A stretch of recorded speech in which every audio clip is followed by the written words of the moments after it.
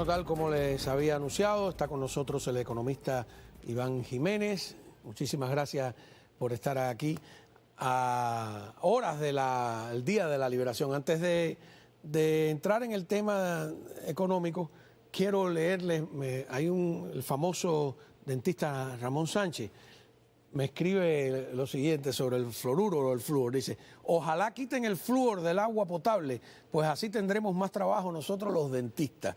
Es una estupidez. El diente está formado por calcio en una combinación llamada calcium-apatite. Esta estructura es débil y fácilmente atacada por el Lactobacillus acidophilus para él entrar y comerse el nervio del diente. El flúor desplaza el calcio y forma fluorapatite, el cual es un compuesto muy fuerte, casi imposible de ser destruido por el Lactobacillus acidophilus, evitando así las caries.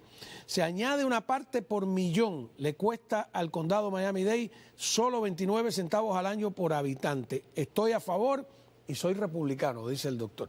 Mira que la bronca que viene aquí con este tema. ¿Usted tiene opinión sobre el flúor? Yo les reservo los temas científicos a los científicos. O sea, claro, no, pero está súper politizado el tema. Eso se resolvía fácil.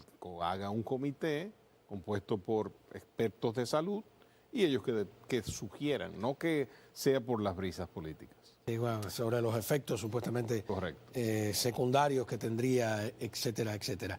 Mañana es el Día de la Liberación, es el día que empiezan los aranceles. ¿De qué nos liberamos? Bueno, de nada, porque lo que se pretende es que los aranceles catalicen el retorno de empleos a Estados Unidos. Lo que en efecto es un arancel es un impuesto.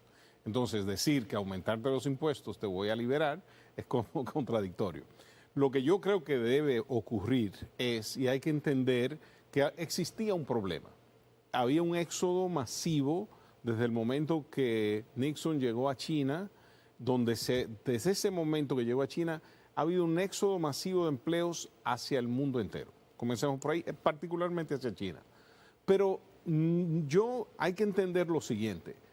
Los Estados Unidos ha tenido un crecimiento de Producto Interno Bruto consistente, histórico en su expansión durante este clima.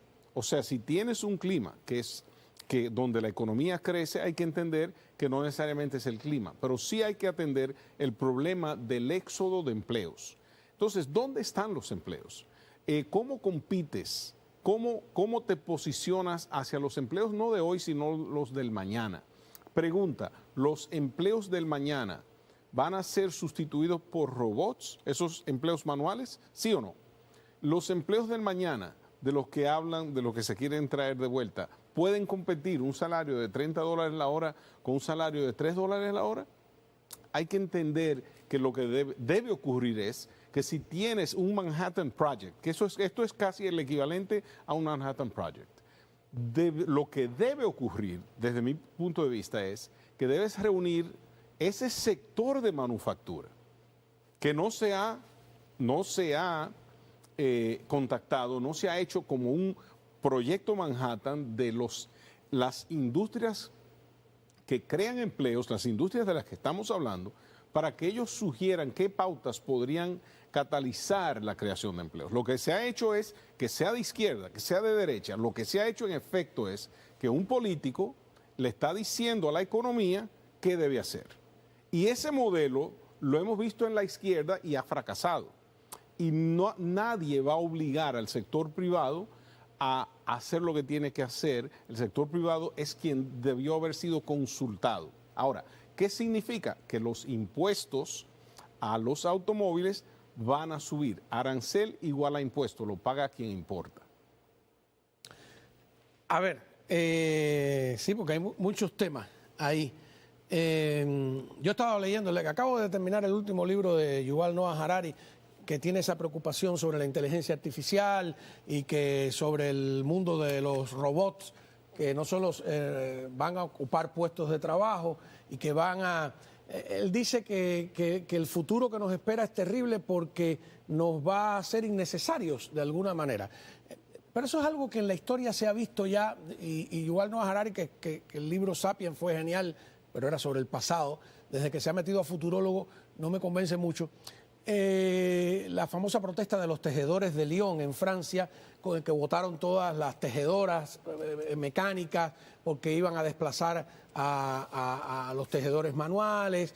Ese miedo ha existido siempre. Al final, ¿usted no cree que no hay nada más parecido a un robot que un empleado chino que no tiene derecho a protestar, tiene que trabajar mecánicamente, está casi automatizado, controlado desde el Estado? Es igual. Mi punto es que el norte debe ser la creación de empleos. Y la intención está bien. Lo que pasa es que es impuesta, no es consultada con los sectores de manufactura. O sea, si tienes un cambio tan colosal como el que se está tomando, debes consultar con los pilares de ese sector. Eso es lo que haría cualquier ejecutivo, a decir que fuera una empresa y no un país. Si tú tienes una empresa y no un país y tienes expertos en manufactura, ¿quién debe consultar el CEO para implementar manufactura, crear manufactura? Debe consultar a los expertos en la materia. Eso no se ha hecho. Pero ¿qué pasa? Que hay que entender que esto se trata de más allá de empleos. Esto es un cambio donde hay que entender qué pasa en este país. Cuando Trump era presidente la primera vez, la capacidad que utilizaban las empresas automotrices, su capacidad instalada, era un 80%. O sea, ¿qué quiere decir eso? Que de una fábrica se estaba utilizando, en esa industria de automotriz, se estaba utilizando el 80% de esa fábrica. Hoy día esa cifra es 68%. O sea, que no obstante se aplicaron los aranceles y no obstante el presidente anterior los dejó, la utilización disminuyó. ¿Por qué? Porque no se consultó el sector y a los sectores de manufactura. Y lo otro es que la gran mayoría de manufactura que sí se efectúa en Estados Unidos es de alta gama, es de la nueva generación. Y si te pones a ver, de las empresas que hoy día implementan más del 60% de sus componentes en esa empresa, ambas son eléctricas, que son Tesla y Rivian. Ambas están en Estados Unidos, pero ambas son un sistema de software en un automóvil. Entonces, lo que quiero decir con esto es que el ciudadano de a pie mañana va a recibir un alza de impuestos donde no se consultó los sectores de manufactura y fue impuesto por un político o una persona electa, que sea de izquierda, que sea de derecha. Eso fue lo que ocurrió. Entonces, como ya tenemos un historial donde ya vimos que disminuyó la capacidad de utilización de las fábricas instaladas, ya están aquí esas fábricas. Entonces, ¿qué significa eso? Que el arancel anterior no tuvo el efecto deseado. Entonces, lo que debería ocurrir, vuelvo y digo, es expandir, porque no es solamente automóviles. O sea, yo traté, por ejemplo, en una ocasión de ir a una tienda de dispendio y pregunté, yo quiero comprar uno que esté hecho en América. No había, porque los componentes, casi todas esas piezas eran hechas en ese entonces fuera de Estados Unidos. Bueno, yo estuve en Matamoros y había unas factorías que ellos le dicen maquiladoras, enormes, dedicadas solamente a hacer los motorcitos de las ventanillas eléctricas. Correcto. Creo que era de la Chevrolet en ese caso, no recuerdo bien, pero era una cosa tremenda. Ahora, le compro de que la economía es la que debe dictarle a los políticos el rumbo y no los políticos a la economía, sea de izquierda y de derecha. Pero tú dices, bueno, ¿cómo hago para que esas empresas regresen solas? Sin que tú le pongas una pistola en la cabeza. Tú bajas los impuestos, bajas los aranceles drásticamente, como quiere bajarlo Trump, incluso ha hablado de eliminar por completo el IRS, es decir, el impuesto directo que estaba prohibido antes de 1913. Entonces la pregunta es, ¿y de dónde va a sacar dinero el gobierno para que no le pase lo que le pasó a la primera ministra británica, que tuvo que renunciar porque Inglaterra con ese rebajón de impuestos no pudo pagar sus deudas. Hay que entender, ¿De dónde saldría? Hay que entender que este problema es múltiple y complejo. Claro. Y el presidente actual, el presidente Trump, en su gobierno anterior, hizo algo que tuvo un beneficio colosal para la economía americana, y que fue que redujo los impuestos corporativos de 35 a 21%. Y sin embargo, si miras cuáles son los recaudos del país hoy día, son más que cuando los impuestos estaban a un 35%. No, claro. Eso lo demostró Taiwán, Singapur, correcto. Los tigres de Asia demostraron eso hace 30 años. Esa política funciona donde tú le permites al sector privado que maneje y tenga un mayor cantidad. Impuestos más bajos, al final el gobierno recauda más dinero. Correcto. Entonces, eso funciona. Lo que funciona también es que cuando tú incentivas ciertos sectores y donde creas condiciones, porque tratar de imponer es difícil. O sea, cuando una empresa, por una razón, esa empresa que está en ese negocio decidió que el lugar idóneo para la producción de esa pieza era en ese lugar. Y entonces, yo te puedo decir, como he trabajado en empresas operativas de automóvil, un automóvil tiene múltiples piezas. O sea, los automóviles no es una sola, son un caudal de piezas. Cada una de esas piezas, lo ideal para un productor de automóvil es que los suplidores sean locales. Eso es la fórmula magistral. ¿Qué pasa? ¿Qué ha pasado en Estados Unidos en los últimos 30 años? Que poco a poco ha habido un éxodo de empleos de muchas de esas piezas. ¿Pero por qué? Porque tienes aquí muchísimas dificultades de producción, tienes dificultades de ejecución y es un tema de precio. O sea, un operador acá te cuesta $30 la hora, uno en México te cuesta $3 la hora. Esa es la realidad. Sí, pero mire, yo tenía una amiga española que hacía algo tecnológicamente sencillo, trajes de baño, bikini, y se fue a Brasil porque la mano de obra era más barata. Al final se tuvo que regresar a España porque dice que entre las coimas, la corrupción, los impuestos, ella consideró pobre cultura de trabajo, por lo menos en el área donde ella estaba de Brasil, esa mano de obra le salía más caro. Y yo le pregunto a usted otra cosa, si de verdad solo se fueran por la mano de obra, Uzbekistán, que creo que es el país del mundo con la mano de obra más barata, estaría llena de factorías y no es así. Pero es mano de obra, logística, y hay que entender que vuelvo y digo, es un garantía jurídica. Garantía jurídica. Entonces, cultura del trabajo. Ahora, he dicho todo eso. En caso de disputa, que haya también una posibilidad de... ¿Qué bueno tiene este tema? Vamos ahora a hablar de lo positivo que tiene toda esta discusión. Número uno, el presidente Trump está marcando pautas para el mundo, no para Estados Unidos, para el mundo. Es quien domina los titulares en el mundo entero. Número dos, pone de relieve e importancia el tema de trabajos en Estados Unidos. Ese tema, el sector político total, en su totalidad, es responsable de no tratar ese tema desde, como menciono, desde Nixon hasta el presidente Trump. O sea, aquí no se hablaba de ese tema con el vigor, ni se tenía política alguna para tratar de repatriar empleos a los Estados Unidos. Se asumía como algo que iba a ocurrir. Entonces, el presidente ha traído el punto a la mesa. Que la política que está tratando de implementar tal vez no sea la mejor, eso es un tema de discusión.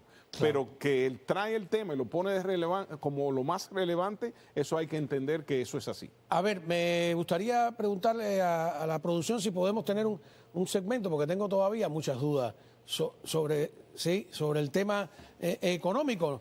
Y le pongo la pregunta desde ahora.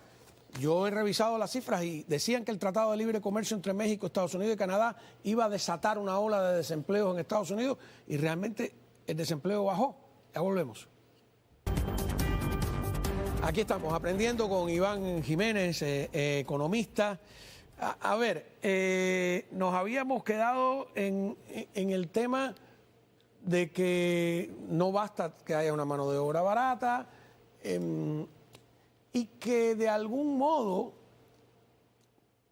a los que apoyan a Trump con mucho fervor, porque hay distintos temas, Correcto. no les va a gustar lo que yo voy a decir, pero no es esa mentalidad que está usando Trump, no era un patrimonio de la izquierda.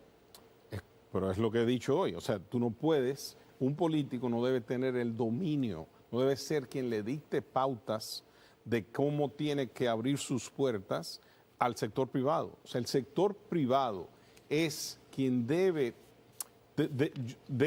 sugerir qué política sería la más óptima para poder incentivar la manufactura. O sea, no es solamente impuestos. O sea, cambiemos la página. Vamos a hacer como en matemática, la operación inversa para verificar los resultados. En vez de que esto diga Trump, cambiémosles el nombre a Obama, sube los impuestos un 25%. O Biden sube los impuestos. Aranceles, vamos a no, son impuestos. Vamos a decirle que sean impuestos. Son impuestos cuando se conviertan en una subida de precios. Si no, es un impuesto en el momento que entra al país. Es un impuesto de aduana. Eso es un arancel, es un impuesto de aduana. Entonces, imagínate que hubiera sido un presidente de esos. ¿Cómo hubiera reaccionado la oposición política? Entonces, llevémoslos a la mesa. Estamos hablando de que el objetivo es que esto cree una igualdad de precios para el producto hecho en Estados Unidos. Y el presidente no es que no tiene una razón, porque lo que pasa en muchos países es que los países subsidian al sector privado que entonces compite con los americanos. Pero, ¿qué pasa? Sí, pero hay quien te dice, bueno, si ellos quieren abaratar su producto, es un problema de ellos y regalarnos los más baratos. Pero, por ejemplo, entonces ahí canibaliza los empleos americanos porque esos precios... Pero esos empleos a lo mejor ¿qué es lo que le decía? El Tratado de Libre Comercio entre México y Canadá no subió el desempleo, al contrario, bajó el desempleo. Total. Porque dejamos de ser manufactureros, pero se crearon otros empleos en el mundo de la tecnología, de los servicios.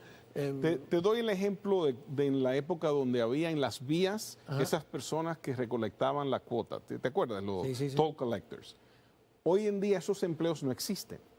Pero sin embargo, las vías... Sin embargo, la 836 tiene en 100 metros 3 toles. Correcto, pero ya no es manual. Ya no es manual como era antes. Entonces, técnicamente esas personas perdieron sus empleos. A lo mejor consiguieron otros mejores. Pero si te pones a ver, número uno, la eficiencia que provino de no tener esas personas es mucho mayor que el beneficio de tener esos empleos. Entonces, hay que entender que en el tema de empleos, en el tema de manufactura, esos son temas netamente del sector privado y donde debe ser el mismo quien dicte pautas. Entonces, en este caso... Pero, por ejemplo, hoy Israel eliminó los impuestos a los productos que Estados Unidos le venda. Tenían un impuesto del 14%, lo eliminó por completo. Arancel cero, que fue una política promovida por algunos países de Asia y que yo digo que en la Cuba futura en un principio habría que ser. Claro, pero ¿cómo puede? Pero eso no, Trump puede decir, mira cómo me funcionó. Pero ¿cómo puede? Israel no debió haberle cobrado un centavo nunca a los Estados Unidos. Recibe en exceso de $800 millones semanales de los Estados Unidos. Entonces, ¿cómo tú le vas a cobrar a la persona quien es tu benefactor mayor? O sea, la alianza moral, estratégica y militar y económica entre Israel y Estados Unidos es intachable. Entonces, nunca debió haberle cobrado nada. A mí se me había ocurrido cuando vi eso de Israel, dije, concho, da la casualidad que días atrás digo, si yo soy otro país europeo, le respondo a Trump en vez de poniéndole aranceles, quitándole aranceles, porque entonces va a ser una avalancha de exportación hacia nuestros países que tampoco, ojo con eso, ¿no? Puede que le convenga a Estados Unidos. Vuelvo y digo, estamos usando las manos políticas para hacer una obra de manufactura. O sea, es como literalmente que cogamos los políticos de Miami-Dade, los que acaban al fluorudo, decidir sobre el fluorudo y que sean los que te atiendan cuando tú vayas al dentista la próxima vez. O sea, tienen tal vez el poder de esa decisión, pero la ejecución no debe ser. Lo que yo quiero acentuar es esto. Los Estados Unidos funcionan y ha sido el país líder en el mundo y ha sido el referente porque el sector privado ha sido predominante. Porque la Fed tiene dos... Y eso no es lo que pretende Trump. Porque vuelvo a lo mismo. Pero, ok, tiene la pretensión, pero consultó con el sector. O sea, fue una política... Consultar es abrir una olla de grillo también, ¿no? Tienes todo... O sea, cuando tú tienes un problema colosal en un país, el presidente tiene la potestad de reunir a esos líderes en esos sectores, consultarlo y tomar la decisión. Entonces, la pregunta que yo me hago es, ¿se hizo eso? ¿Se consultó con todos estos ejecutivos en manufactura para luego tomar una decisión? ¿O se tomó una decisión? Digo, subir impuestos. Si de verdad nos van a rebajar los impuestos drásticamente, hay que buscar alternativas para el financiamiento del Estado, aunque lo bajen. Y sospecho que los aranceles, que eran antes de 1913 la fuente fundamental, era otro tipo de economía totalmente. Era una economía netamente agraria. No era la economía de hoy. O sea, si tú tienes una economía que es el referente en el mundo, hay cosas que... Tienes razón, que esa es una pregunta. Si esa medida era otro tipo, no llega tarde, esa era otro llega ya en un mundo tan globalizado que va a ser imposible. Era otro tipo de economía. La economía de ahora es una economía con un componente intelectual, un componente tecnológico avanzadísimo. Si mira las 8, 7 empresas más grandes del país y del mundo, por lo menos del S&P 500, las 7 más grandes no existían hace 30 años. O sea, entonces el tema de los aranceles ni se aplica y todas son tecnológicas. La única que tiene manufactura, en este caso, viene siendo la de automotriz. Pero ¿qué pasó ayer? Google, que es una de esas 7, unió su brazo de inteligencia artificial con investigación en medicina.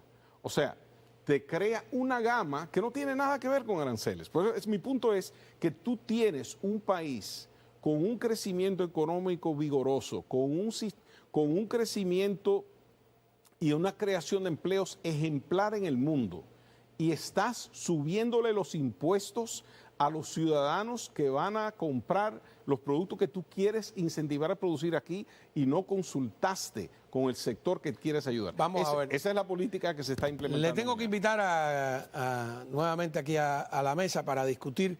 Voy a traer cuando regresemos un demócrata y un republicano, porque todo pasa por la política, nos guste o no nos guste. Muchísimas gracias, Iván Jiménez, economista. Regresamos este mismo tema y más, pero visto desde los dos ángulos, del demócrata y el republicano.